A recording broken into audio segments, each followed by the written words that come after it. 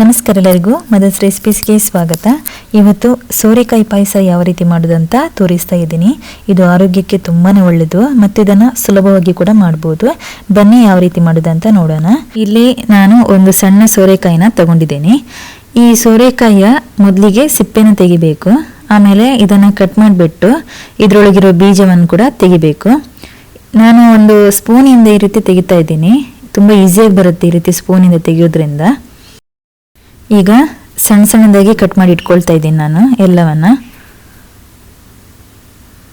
ನೋಡಿ ಈ ರೀತಿ ಎಲ್ಲ ಕಟ್ ಮಾಡಿ ಇಟ್ಕೊಂಡಿದ್ದೀನಿ. ಈಗ ಒಂದು ಪಾತ್ರೆಗೆ ನಾನು 1 ಸ್ಪೂನಷ್ಟು ತುಪ್ಪನ ಹಾಕ್ಕೊಳ್ತಾ ಇದ್ದೀನಿ. ತುಪ್ಪ ಸ್ವಲ್ಪ ಬಿಸಿ ಆದಮೇಲೆ ಇದಕ್ಕೆ ಸ್ವಲ್ಪ ಗೋಡಂಬಿ ಮತ್ತು ಸ್ವಲ್ಪ ದ್ರಾಕ್ಷಿನ ಹಾಕ್ಕೊಂಡು ಸ್ವಲ್ಪ ಹೊತ್ತು ಹುರ್ಕೊಳ್ಬೇಕು. ನೋಡಿ ಈ ರೀತಿ ಹುರ್ಕೊಂಡ್ರೆ ಸಾಕಾಗುತ್ತೆ. ಇದನ್ನೀಗ ನಾನು ಪ್ಲೇಟಿಗೆ ಹಾಕ್ಕೊಳ್ತಾ ಇದ್ದೀನಿ. ಈಗ ಅದೇ ಪಾತ್ರೆಗೆ ನಾನು ಸೋರೆಕಾಯಿ ಕಟ್ ಮಾಡಿ ಇಟ್ಕೊಂಡಿದ್ವಲ್ಲ ಸೋರೆಕಾಯಿ ಅದನ್ನು ಹಾಕ್ಕೊಳ್ತಾ ಇದ್ದೀನಿ. ಇದಕ್ಕೆ 1 ಕಪ್ಪಷ್ಟು ನೀರನ್ನು ಹಾಕಿಬಿಟ್ಟು ಇದನ್ನು ಮೀಡಿಯಂ ಫ್ಲೇಮಲ್ಲಿ ಇಟ್ಟು ಬೇಯಿಸ್ಕೊಳ್ಬೇಕು. ಇಲ್ಲಿ 2 ಸ್ಪೂನಷ್ಟು ನಾನು ದೋಸೆ ಅಕ್ಕಿನ ತಗೊಂಡಿದ್ದೀನಿ. ನೀವು ಬೇಕಾದರೆ ರೇಷನ್ ಅಕ್ಕಿ ಕೂಡ ತಗೊಳ್ಬೋದು. ಇದನ್ನು ನೀರಲ್ಲಿ 2 ಬಾರಿ ತೊಳೆದು ಒಂದು 10 ನಿಮಿಷ ನೀರಲ್ಲಿ ನೆನೆಸಿಡಬೇಕು. ಇಲ್ಲಿ 1 ಕಪ್ಪಷ್ಟು ನಾನು ತೆಂಗಿನ ತುರಿಯನ್ನು ತಗೊಂಡಿದ್ದೀನಿ. ಒಂದು ಮಿಕ್ಸಿ ಜಾರಿಗೆ ಹಾಕಿಬಿಟ್ಟು 1/4 ಕಪ್ಪಷ್ಟು ನೀರನ್ನು ಹಾಕಿ ಇದನ್ನು ನೈಸಾಗಿ ರುಬ್ಕೋಬೇಕು. ಗ್ರೈಂಡ್ ಮಾಡಿ ಆದಮೇಲೆ ಈ ಥರ ನೋಡಿ ಇದರಲ್ಲಿ ಸೋರಿಸ್ಕೊಳ್ಬೇಕು. ಹಿಂಡಿ ಇದನ್ನು ಸೋರಿಸ್ಕೊಳ್ಬೇಕಾಗತ್ತೆ. 2 ಬಾರಿ ಈ ರೀತಿ ಮಾಡ್ತಾ ಇರಬೇಕಾಗತ್ತೆ. ಮಿಕ್ಸಿಯಲ್ಲಿ ಹಾಕಿ ಕಾಯನ್ನು ಸ್ವಲ್ಪ ನೀರು ಹಾಕಿ ಹಾಲನ್ನು ಈ ರೀತಿ ಮಾಡಿಟ್ಕೋಬೇಕಾಗತ್ತೆ. ಈಗ ನೆನೆಸಿಟ್ಟ ಅಕ್ಕಿಯನ್ನು ಮಿಕ್ಸಿ ಜಾರಿಗೆ ಹಾಕಿಬಿಟ್ಟು ಸ್ವಲ್ಪ ನೀರು ಹಾಕಿ ಇದನ್ನು ನೈಸಾಗಿ ರುಬ್ಕೋಬೇಕು.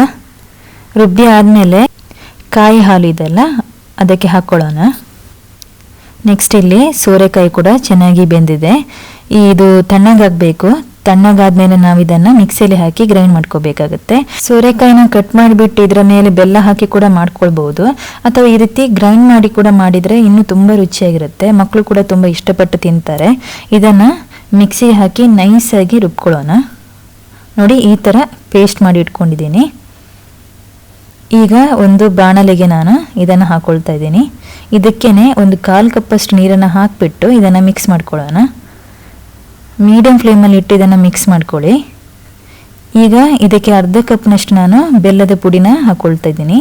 ನೀವು ಬೇಕಾದರೆ ಇಡೀ ಬೆಲ್ಲ ಸಿಗುತ್ತಲ್ಲ, ಆ ಬೆಲ್ಲವನ್ನು ಸ್ವಲ್ಪ ನೀರು ಹಾಕಿಬಿಟ್ಟು ಅದನ್ನು ಶೋಧಿಸ್ಕೊಂಡು ಇದಕ್ಕೆ ಹಾಕ್ಕೊಂಡ್ರೆ ಆಯಿತು. ಇದನ್ನು ಚೆನ್ನಾಗಿ ಮಿಕ್ಸ್ ಮಾಡ್ಕೊಳ್ಳಿ. ಬೆಲ್ಲ ಎಲ್ಲ ಚೆನ್ನಾಗಿ ಕರಗಬೇಕು. ಆಮೇಲೆ ಕಾಯಿ ಹಾಲನ್ನು ಹಾಕ್ಕೊಳ್ತಾ ಇದ್ದೀನಿ. ಇದನ್ನು ಮೀಡಿಯಂ ಫ್ಲೇಮಲ್ಲಿ ಇಟ್ಟು ನಿಧಾನವಾಗಿ ಇದನ್ನು ತಳ ಹಿಡಿಯೋದಾಗೆ ಮಿಕ್ಸ್ ಮಾಡ್ತಾಯಿರಿ. ಈಗ ಇದಕ್ಕೆ ನಾನು 1 ಸ್ಪೂನಷ್ಟು ತುಪ್ಪನ ಹಾಕ್ಕೊಳ್ತಾ ಇದ್ದೀನಿ. ತುಪ್ಪ ಹಾಕೊಳ್ಳೋದ್ರಿಂದ ತುಂಬ ರುಚಿಯಾಗಿರುತ್ತೆ. ಇದು ಸ್ವಲ್ಪ ಕುದಿ ಬಂದಾಗ ತುಪ್ಪನ ಹಾಕ್ಕೊಳ್ಬೇಕು. ಕೊನೆಗೆ ಇದಕ್ಕೆ ನಾನು 1 ಸ್ಪೂನಷ್ಟು ಏಲಕ್ಕಿ ಪುಡಿನ ಹಾಕ್ಕೊಳ್ತಾ ಇದ್ದೀನಿ. ಪುಡಿ ಹಾಕಿದ ಮೇಲೆ ಇನ್ನೊಮ್ಮೆ ಮಿಕ್ಸ್ ಮಾಡ್ಕೊಳ್ಳೋಣ. ನೆಕ್ಸ್ಟ್ ಇದಕ್ಕೆ ಹುರಿದ ಗೋಡಂಬಿ ದ್ರಾಕ್ಷಿಯನ್ನು ಕೂಡ ಹಾಕ್ಕೊಳ್ಳೋಣ. ಸೋರೆಕಾಯಿ ಪಾಯಸ ರೆಡಿಯಾಗಿದೆ. ಈ ಥರ ರುಬ್ಬಿ ಮಾಡೋದ್ರಿಂದ ತುಂಬ ರುಚಿಯಾಗಿರುತ್ತೆ ಪಾಯಸ ತಿನ್ನೋಕ್ಕೆ. ಮಕ್ಕಳಿಗಂತೂ ತುಂಬ ರುಚಿಯಾಗಿರುತ್ತೆ ತಿನ್ನೋಕ್ಕೆ. ಇದು ಆರೋಗ್ಯಕ್ಕೆ ತುಂಬಾ ಒಳ್ಳೆಯದು. ನೀವು ಇದೇ ಥರ ಮನೇಲಿ ಟ್ರೈ ಮಾಡಿ. ಹಾಗೆ ನಿಮ್ಮ ಅಭಿಪ್ರಾಯವನ್ನು ಕಮೆಂಟಲ್ಲಿ ತಿಳಿಸಿ. ನನ್ನ ಈ ರೆಸಿಪಿ ನಿಮ್ಗೆ ಇಷ್ಟ ಆದರೆ ಪ್ಲೀಸ್ ಸಬ್ಸ್ಕ್ರೈಬ್ ಮಾಡಿ, ಲೈಕ್ ಮಾಡಿ, ಶೇರ್ ಮಾಡಿ. ನನ್ನ ಈ ಚಾನಲನ್ನು ಸಪೋರ್ಟ್ ಮಾಡ್ತಾಯಿರಿ. ಮುಂದಿನ ಮತ್ತೊಂದು ರೆಸಿಪಿಯೊಂದಿಗೆ ಮತ್ತೆ ಬರ್ತೀನಿ. ಅಲ್ಲಿವರೆಗೂ ಧನ್ಯವಾದಗಳು.